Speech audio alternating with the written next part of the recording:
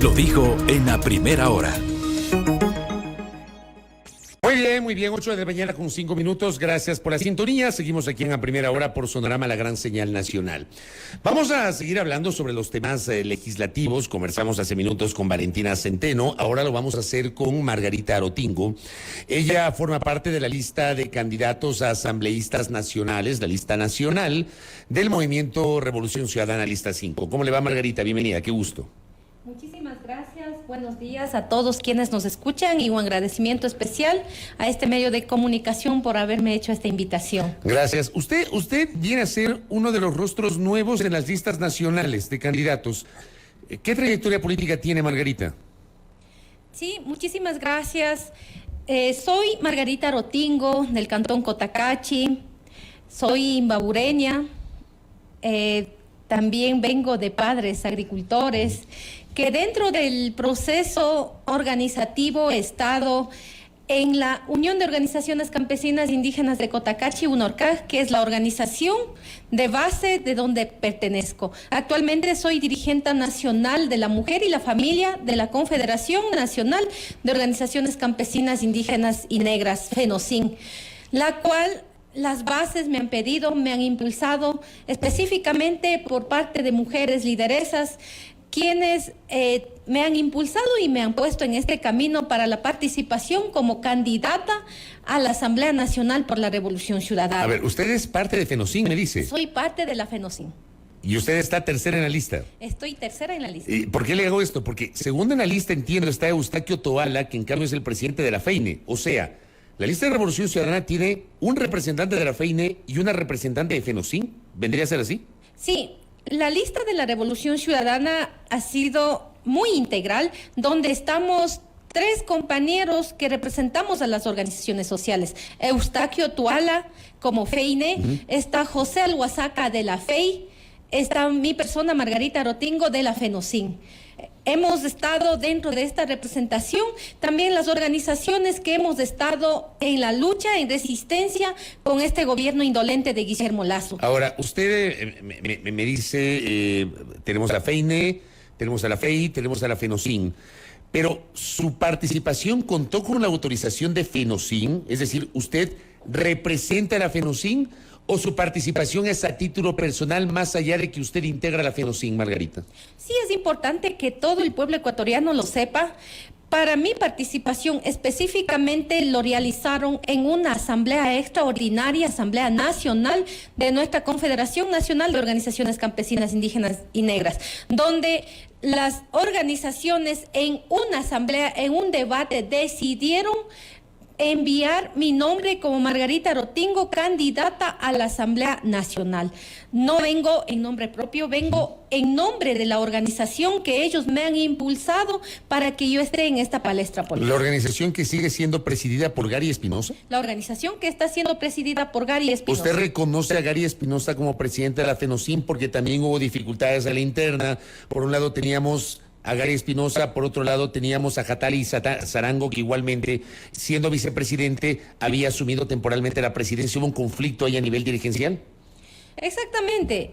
Tenemos el presidente Gary Espinosa, que fue nombrado en un Congreso Nacional en Tangagua, y estas nominaciones se lo realiza de acuerdo al estatuto de nuestra organización cada 4 años. Cada 4 años se llama elecciones, la cual se tiene el nombramiento aprobado por la Secretaría de Pueblos, quienes son la directiva. En este caso, sí existió una división interna, se podría decir, donde se autonombraron como presidente el señor Jatari Zarango, quien es vicepresidente legalmente de la FENOCIN. Pero sin embargo, como en toda organización social, como en todas las organizaciones, siempre hay este tipo de divisiones internas, pero más bien se ha llamado a la unidad y estamos con las organizaciones de base, quienes son nuestras autoridades directamente y nos ordenan a nosotros que somos dirigentes nacionales. ¿Hubo en ese sentido algún tipo de distanciamiento o divorcio con la CONAIE, Le pregunto luego, digamos, de este papel muy cercano que tuvieron estas organizaciones, FEINE, FENOCIN, FEI, CONAIE, durante los hechos de octubre de 2019, o más recientemente en junio del año anterior. ¿Están ahora distanciados? No, más bien es importante que el pueblo ecuatoriano lo sepa, que las organizaciones sociales como la FEINE, la CONAIE y la FENOCIN son organizaciones autónomas que tienen sus reglamentos, sus estatutos, que tienen cómo cada uno administrar. Sin embargo, nosotros como el movimiento indígena siempre nos hemos unido para esta resistencia, para estas luchas, para exigir, y nos uniremos cuando nos debe unirnos para esta resistencia, ¿sí? No es que estemos distanciados ni nada, más bien nos unimos porque el movimiento indígena siempre se ha caracterizado por ser recíprocos, la solidaridad, pero sin embargo cada organización tiene su autonomía. Nosotros no podemos incidir en lo que hace la CONAIE, en lo que hace la FEINE, tampoco ellos no pueden incidir en lo que la FENOCIN realiza. Entonces en eso somos muy respetuosos y respetamos que cada organización tiene su estructura, tiene sus bases y cada quien lo administramos de acuerdo a nuestra autonomía y los estatutos y reglamentos. Ahora, le pregunto a usted, ¿qué pasó después de los hechos de junio del 2022, la instalación de las mesas de diálogo durante 90 días, el cierre de esas mesas? ¿Qué pasó con los acuerdos entre el gobierno y el movimiento indígena, Margarita Arotingo? Sí, nosotros le comunicamos igualmente al pueblo ecuatoriano, nos sentamos en las mesas de diálogo para específicamente llegar a los acuerdos de estas 10 mesas temáticas de las exigencias que se realizó en el paro del 2022. Pero sin embargo, existen acuerdos, 218 acuerdos existen del gobierno nacional. Pero en la actualidad, el gobierno lo que ha hecho es hacer pasar el tiempo, burlarse del movimiento indígena. Por eso nosotros claramente en una rueda de prensa dijimos que ya nos alejamos de estas mesas de diálogo, que ya no seguimos más porque no hay acuerdos con resultados. Más bien existe acuerdos firmados quedados en letra muerta, ¿sí? Hablemos de la banca pública, que fue el primer acuerdo que salió entre el gobierno y movimientos indígenas, pero no se dio el cumplimiento de ninguna manera. Lo importante ahí era la condonación de la deuda de 3,000 a 10,000 dólares, ¿sí? Para todo el sector de la banca pública, para el alivio financiero, porque nuestros agricultores, nuestros emprendedores, después de la pandemia que vivimos todo el mundo, la pandemia mundial que hubo, quedamos realmente mal económicamente. Y luego que vino acompañado del fenómeno, también en algunos sectores, también la producción se perdió. En ese sentido, se quedó, ¿no es cierto?, endeudados y hasta ahora sin poder reactivar la economía, sin poder hacer créditos. En esa mesa, el acuerdo firmado quedó que se dé la condonación de 3,000 a 10,000 dólares. Existe la ley, pero al Ejecutivo no le dio la gana de cumplir con esta ley, ¿sí? Entonces, estamos realmente con estos acuerdos de las mesas que se llegó a firmar, 218 acuerdos, ha quedado en la letra muerta, no ha dado ningún cumplimiento. Nosotros, el pueblo indígena, nos sentimos indignados y burlados con este gobierno. Y por ello, este gobierno no ha podido ni terminar los 4 años de su gestión, porque no ha podido cumplir con ninguna demanda del pueblo ecuatoriano. Ahora, con base en aquello, ¿usted por qué quiere llegar a la Asamblea? ¿Qué ideas tiene para contribuir a la futura legislatura, Margarita? Es necesario conocer que los asambleístas fiscalizamos y legislamos. Y nosotros desde la Asamblea vamos con conocimiento del campo, conocimiento de las necesidades reales, las que ya trabajamos en las mesas, poniendo prioridad las principales necesidades que todo el pueblo ecuatoriano lo necesita. Desde la Asamblea Nacional vamos a reformar leyes que se han quedado en letra muerta. Por ejemplo, hablemos del proyecto de la ley de prevención, erradicación de violencia contra las mujeres. Existe la ley, pero no se ha dado la aplicabilidad correcta, no hay una ejecución correcta. ¿Qué nos corresponde a los asambleístas? Hacer la reforma urgente, necesaria para dar viabilidad al Ejecutivo. En este caso, con Luisa González, por cierto, la primera mujer montubia, la primera mujer que está dentro de la presidencia de la República, que nosotros garantizamos con ella, porque es la mujer que ha sido madre soltera.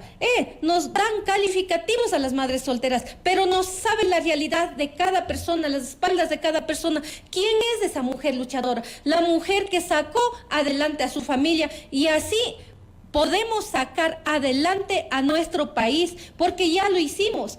Luisa González fue también parte del gobierno de la Revolución Ciudadana en la administración pública. Ella conoce lo público, conoce lo privado y conoce lo principal, que es la realidad del territorio. Sí, como montubia, como mujer que ha sido también discriminada, violentada por el hecho de ser mujer y por el hecho de ser madre soltera. Dígame, ¿es pecado ser madre soltera? ¿Es pecado ser mujer? A estar dentro de esta palestra política? No, más bien pienso que es necesario que ya estemos las mujeres también, que tenemos las mismas capacidades, los mismos conocimientos y mucho más podremos hacer desde donde nos pongan como autoridad. Pero ¿cuál es el plan legislativo en ese sentido, Margarita? Reformar las leyes que ya están. Nos toca revisar. Existen muchas leyes, pero están en letra muerta. Y nuestro deber es revisar, reformar y dar la viabilidad. ¿Hay alguna ley específicamente que se debería reformar? ¿Usted tiene en su horizonte, en su planificación, alguna ley específica que se debe reformar más allá de la revisión de las leyes? Yo estoy de acuerdo con usted, señala, las leyes están ahí, no se aplican en muchos casos. Yo sí, esto lo he dicho públicamente en varias ocasiones. A ratos presentan que una ley, una reforma es la panacea para solucionar los graves problemas nacionales. El problema muchas veces no es la ley, sino la aplicación de la ley. ¿Usted tiene alguna que haya que reformar específicamente? Claro, la que estoy hablando, la ley Prevención y Erradicación de Violencia contra las Mujeres. Pero ¿hay que reformar o hay que darle un seguimiento a esa ley? Esa es la parte que le pregunto. Hay que hacer una reforma integral para que estén mujeres, niñas, adolescentes, la familia, ¿sí? En ese sentido es necesario hacer una reforma urgente y dar el seguimiento y el cumplimiento. Igualmente hablemos de esta ley, esa ley que existe de la pospandemia que existe para el alivio financiero. La ley de apoyo humanitario, dice usted. Exactamente, para el alivio financiero de existe, pero no se ha dado el cumplimiento, la ejecutabilidad, y por eso nuestros compañeros agros que están con la deuda, que están con persecución, por cierto, que les llaman todos los días, que les va a embargar la casa, que van a llevar el pequeño pedazo de terreno que tienen, o sea, está pidiendo a gritos. Y hablemos también de la inseguridad de nuestro país que estamos, y también decir este hecho lamentable que ha sucedido el día de ayer con nuestro alcalde de Manta.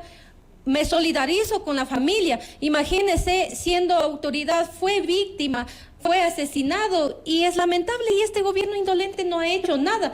Y peor, digamos, el ciudadano de pie, ¿cómo nos garantizamos esa seguridad? Estamos totalmente en este riesgo por la inseguridad en nuestro país, y lamentable el hecho. Tenemos esas situaciones y por eso nosotros apostamos con Luisa González en el Ejecutivo, lo vamos a realizar. ¿Cuál es su posición, Margarita Arotingo, desde su condición de candidata, de dirigente política e indígena, sobre las dos consultas populares que también generarán un pronunciamiento del pueblo ecuatoriano, la una que es nacional, la de la explotación o no del Yasuní Tete, y la otra que será a nivel de Quito y las parroquias ubicadas en el noroccidente respecto a la no explotación minera en el Chocó andino? ¿Tienen ustedes una posición? ¿Usted tiene una posición sobre eso? Claro, es necesario en eso dejar también en la conciencia social. Cada uno somos responsables y conscientes del cuidado de la naturaleza. Desde que existe en la Constitución los derechos de la naturaleza, por cierto, ya es tomado en cuenta como un derecho, porque antes no lo era. Es necesario tener el cuidado a la naturaleza.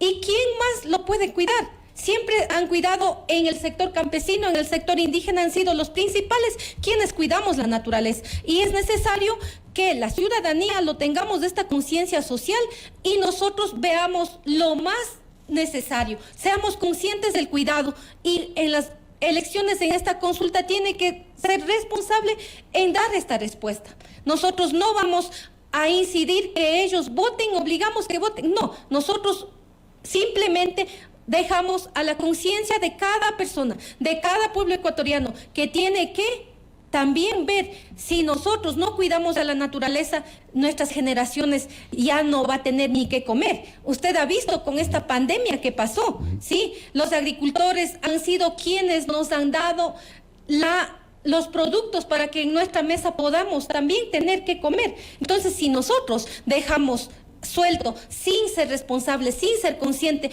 y no poder tener este cuidado a la naturaleza, no vamos a tener que comer, no vamos a tener, o sea, oro y plata no podemos comer. Entonces, por eso dejo en la conciencia de cada uno. Nosotros no vamos a incidir directamente el voten, el por qué ni cómo. Usted no va a decir voten por el sí o voten por el no. No, por eso estamos dejando abierto para que cada ciudadano tenga su conciencia y plena responsabilidad. ¿En su postura personal?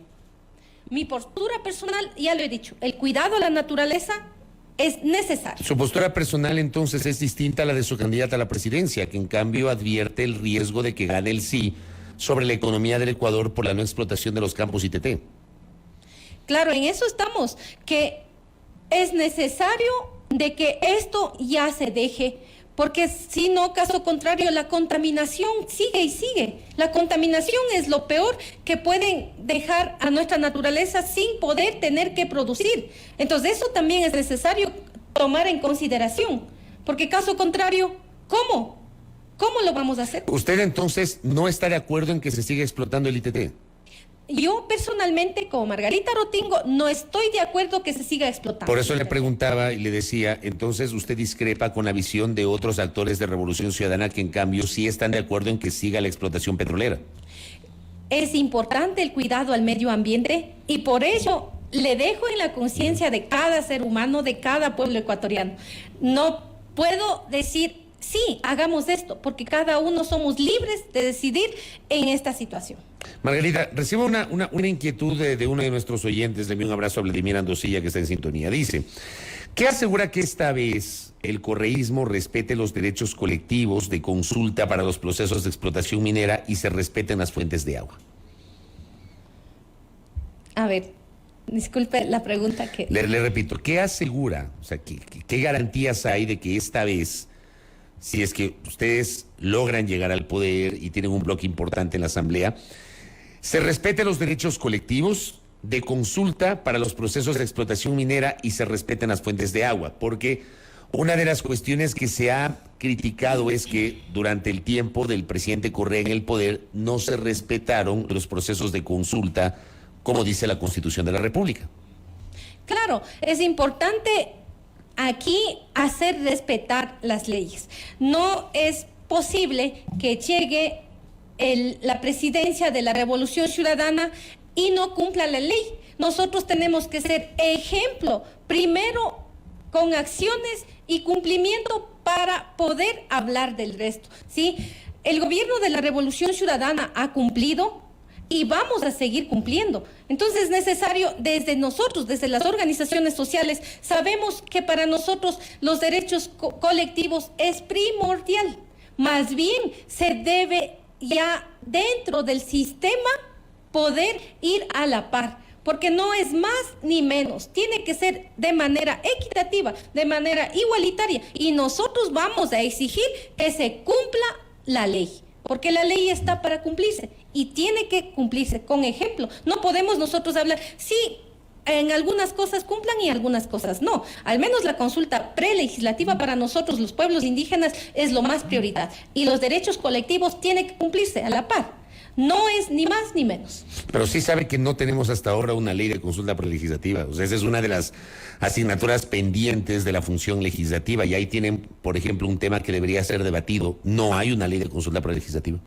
Claro, eso sería nuestro rol principal desde la Asamblea Nacional. Como lo hemos manifestado, que en la Asamblea Nacional es urgente dar esta aplicabilidad, esta reforma, o si no lo existe, también preparar esta ley. Para nosotros, la consulta prelegislativa tiene que ser nuestra bandera de lucha, porque a través de ello vamos a poder dar el cumplimiento. Ustedes en Imbabura, ¿cómo ven la situación, por ejemplo, minera? Lo que ha pasado en INTAC, para mencionar un ejemplo.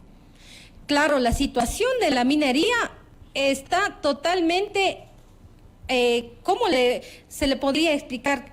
Complicada la situación, ¿sí? Pero hace poco lograron que ya una sentencia, sí, en lo que es Yurimagua, para que ya no se siga con esta minería. Y eso para nosotros es importante, ya que ya en algo se va cumpliendo estas leyes que existen, porque la minería, al momento de seguir explotando, estamos haciendo cada vez daño al medio ambiente, a nuestros recursos naturales. Como le explicaba, no podemos dejar a nuestras generaciones sin un medio ambiente, sin un recurso natural, porque eso cada día que van haciendo la explotación minera van terminando este recurso más importante que es para nosotros del sector. Correcto, Margarita Rotingo, gracias por el tiempo, muy amable. Muchísimas gracias a usted, Fabricio. Gracias a Margarita Rotingo, que ha estado con nosotros. Ella forma parte de la lista de asambleístas nacionales del Movimiento Revolución Ciudadana, lista 5, y también representa a la Confederación de Organizaciones Campesinas, Indígenas y Negras, la FENOCIN, y nos ha acompañado en esta entrevista en estos minutos. 8:26, pausa aquí en A Primera Hora. Primera Plana, todas las noticias, todas las voces.